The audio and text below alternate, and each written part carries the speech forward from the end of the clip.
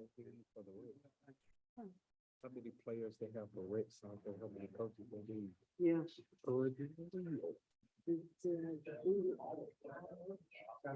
Soccer.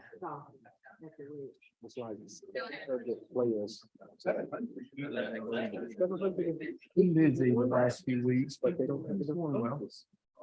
So they got to find coaches there. What age? Our biggest change in still trying to decide if you like school or not. Let's call the Monday, August 21st, 2023 meeting of the Dalton City Council to order. Mr. Mock will lead us in the pledge. Pledge allegiance to the flag of the United States of America, to the republic which stands one nation under God, indivisible, liberty and justice for all. The agenda is before you. Any additions, corrections, and deletions? Mr. Mayor, we did have a request to add a change order on the Lakeshore Track resurfacing project. Your motion on that? So moved. Second? Second. Second by Mr. Goodlet. All in favor, say aye. Aye. All opposed, like sign. No public commentary. Dale, if y'all will meet me down front. Picture on the screen.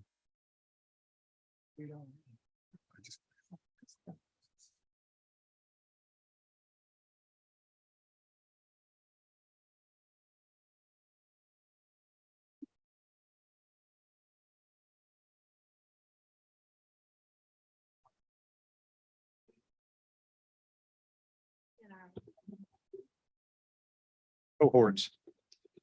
This is for Constitution Week, September 17th through 23rd, 2023. Whereas September 17th, 2023 marks the 236th anniversary of the drafting of the Constitution of the United States of America by the Constitutional Convention. Whereas every anniversary of the Constitution provides an historic opportunity for all Americans to learn about and to reflect upon the rights and privileges of citizenship and its responsibilities. Whereas it is fitting and proper to accord official recognition to this magnificent document and its memorable anniversary, and to the patriotic celebrations which will commemorate it. And whereas Public Law 915 guarantees the issuing of a proclamation each year by the President of the United States of America designating September 17th, 23rd as Constitution Week. Now therefore be it resolved, I, David Pennington, Mayor of the City of Dalton, Georgia, hereby proclaim the week of September 17th, 23rd, 2023 as Constitution Week, and urge all citizens to study the Constitution and reflect on the privilege of being an American with all the rights and responsibilities which that privilege involves. I bet I read that better than the president's going to when he does his. I bet you did too. And I thank y'all for what y'all do. Thank I always you. bring it down. Yeah, thank y'all. I have a copy of the Constitution for you, and there's a couple of points in there. I think you've got the signers up there. Yep. There's one more, George Walton, and his home is still available to see in Augusta. And he was the youngest signer of the Declaration of Independence and of the Constitution. And Then you're not right, Andrew. so this is the Declaration, No, this is the Constitution. the Constitution. Yeah. Okay. I think Okay. George Walton signed the Declaration of Independence. You're right. Yeah, yeah, You're right. yeah, You're right. yeah, I'm wrong. So yeah. we all need to read Okay. it. We all need I didn't mean to cause controversy.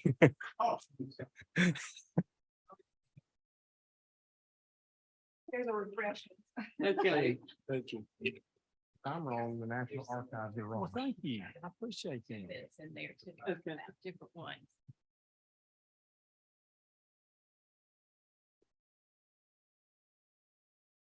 Minutes are before you from the August 7th, 2023 meeting. Any additions, corrections, deletions? Motion to approve. Motion by Mr. Mock, Second. second by Mr. Goodlet. All in favor, say aye. All opposed, like sign. Under new business, got two new 2023 alcohol beverage applications. Andrew, Jesse's going to handle those. you got it? Thank you, Mayor and Council. If I can have the applicant stand up whenever I call for your business. The first application we have is a business owner, D Donatelli LLC, doing business as D Donatelli LLC. The applicant is Mr. Matthew Barrett.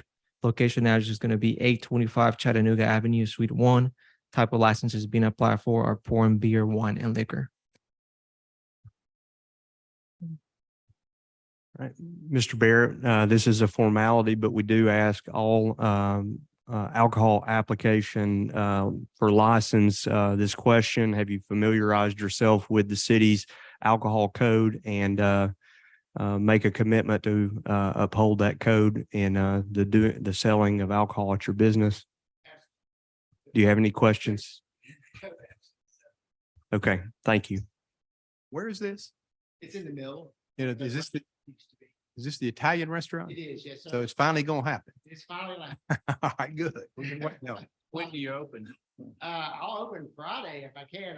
It's up to the health department at this point. Yeah. They had a couple things for us to fix. Yeah, that's exciting. Good.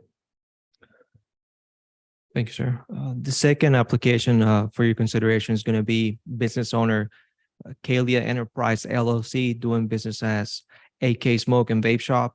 The applicant CJ Hussein, location address is going to be 908 South Thorn Avenue. The license being applied for is our packaged beer and packaged wine. Mr. Hussein, same question. Have you familiarized yourself with the city's alcohol code and intend to abide by that code? Thank you. There a motion on these? Motion by Mr. Mock, second by Mr. Farrer. All in favor, say aye. All opposed, like sign. Number 4, to certify the application for federal funds under HUD Continuum of Care Program is consistent with the city's consolidated plan. Cindy?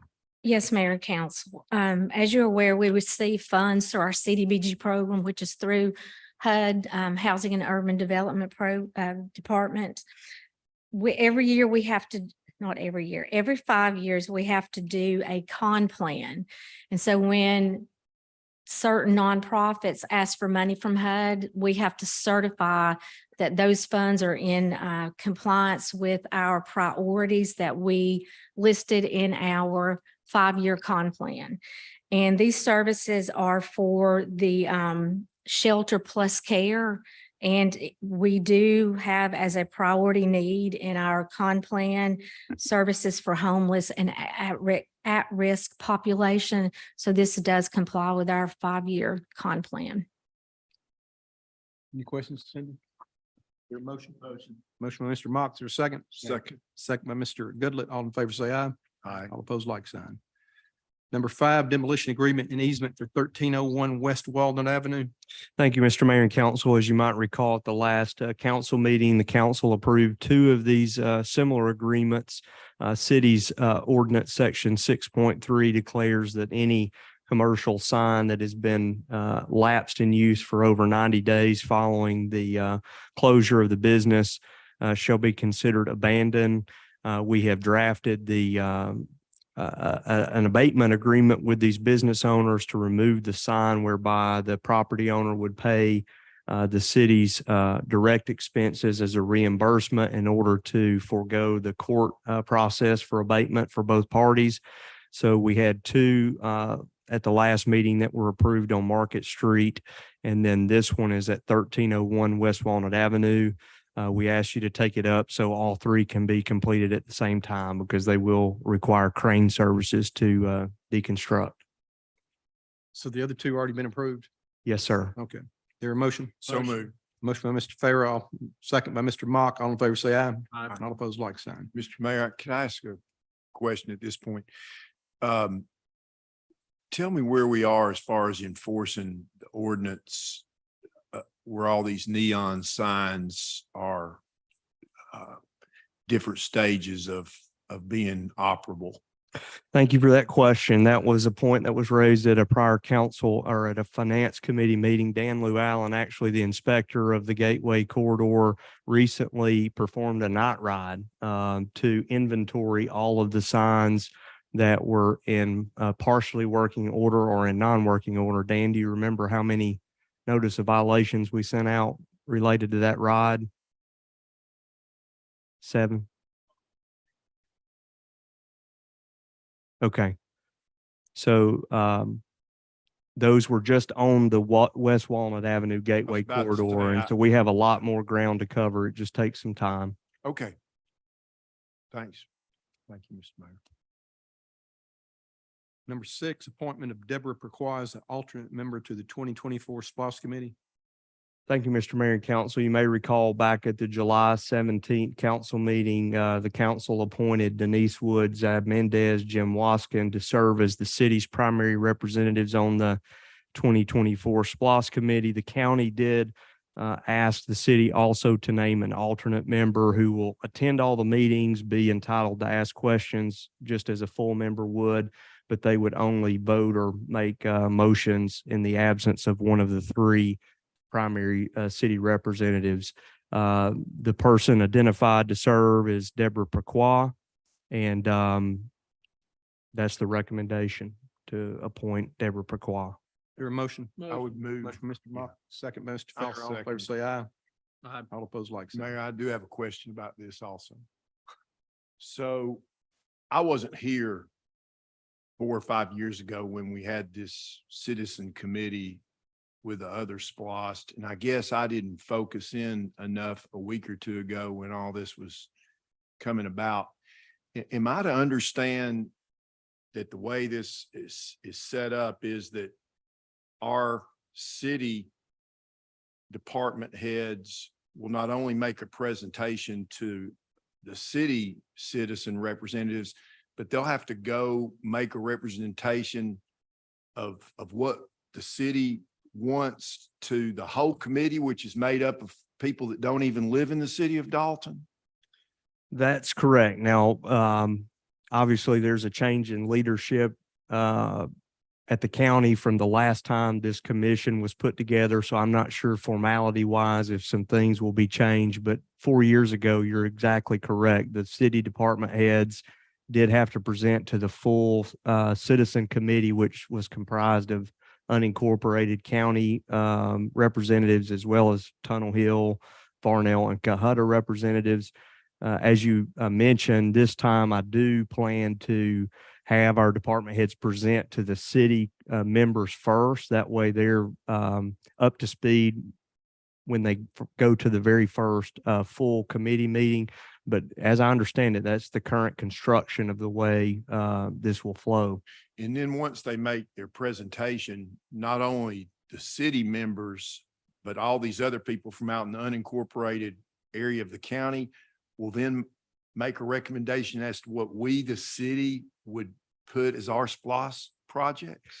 That's correct. That's obviously, they're providing a recommendation to the council. The council can always, that you all determine the final project list and can, adjust it based on your thoughts and ideas. But certainly 4 years ago, that's exactly how it was operated. And also people from the cities of Tunnel Hill and Varnell and Cohutta will be making recommendations as to the city of Dalton projects. And our people will be making recommendations as to Tunnel Hill and Cohutta and Varnell projects. That's my understanding. I mean, I understand we're part of the county. I understand why our people would, because they live in the county, just like the people in the unincorporated. I understand why our people would make recommendations as to what the county would do in addition to the city. But to me, it makes really no sense why our county, unincorporated county representatives would be deliberating as to what we need to spend our SPOS money on. It just doesn't make a lot of sense. That's certainly a point I can raise to my counterpart at the county, Bob Civic, to express concern about the process and maybe suggest that this be slightly reorganized in comparison to 4 years ago. Just like I don't think, Cohutta, Varnell, Tunnel Hill, our people should be trying to tell them what they should spend their money on, Thank you, Yes, Andrew. sir. If you'll just take that up with Bob. I I'll think follow up and discuss it at the next meeting.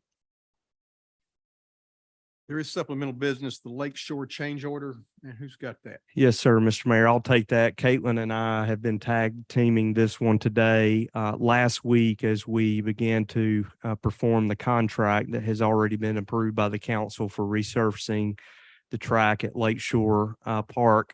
One of the pieces of the work was to mill the profile of the track down because the existing track met the elevation of the field, and therefore if we just simply resurfaced it, it would cause drainage issues and potentially trip hazard, things of that nature. After the milling, we always perform a proof roll test, which I talked about at the last meeting when we took up the mill line change order. That's what you see occurring in this photo on the right, where a loaded dump truck traverses the subgrade, and we had several spots around the lake that failed the proof roll test, which just means that it had insufficient bearing strength to avoid rutting. Obviously, there are not going to be any vehicles on the track, however, other than maintenance vehicles, but the paving operation itself could be compromised if we fail to correct this. So what's being proposed is the same thing as the mill line, to do a soil cement operation of the first 10 to 12 inches of the surface, where they will mix in Portland cement, which creates really an impenetrable surface that can be paved on top of. This will ensure long-term success of the track. The reason we didn't put this in the original scope of work was that there were no signs on the existing asphalt surface that the subgrade was this compromised. So the change order proposed is for $140,390. We'll fund this through the 2020 bond proceeds for recreation projects. And I think important thing to note is, even with the change order award, that brings the contract total to $353,190, which remains the lowest total price of the original bids received back on April of 21. So we feel like the contractor's given us a really competitive price. It was actually slightly less per square yard than the mill line. So we recommend we do this. If we do it the reason I asked for it to be added to the agenda is so that the contractor is not down any time and they can start this work almost immediately. Move we approve. Motion by Mr. Farris, or second? Second. Second by Mr. Goodlatte. All in favor, say aye. Aye. Opposed, like sign. City offices will be closed Monday, September 4th, 2023 for Labor Day. The next city council meeting will be held Tuesday, September 5th, 2023. I'll entertain a motion. We adjourn. So moved.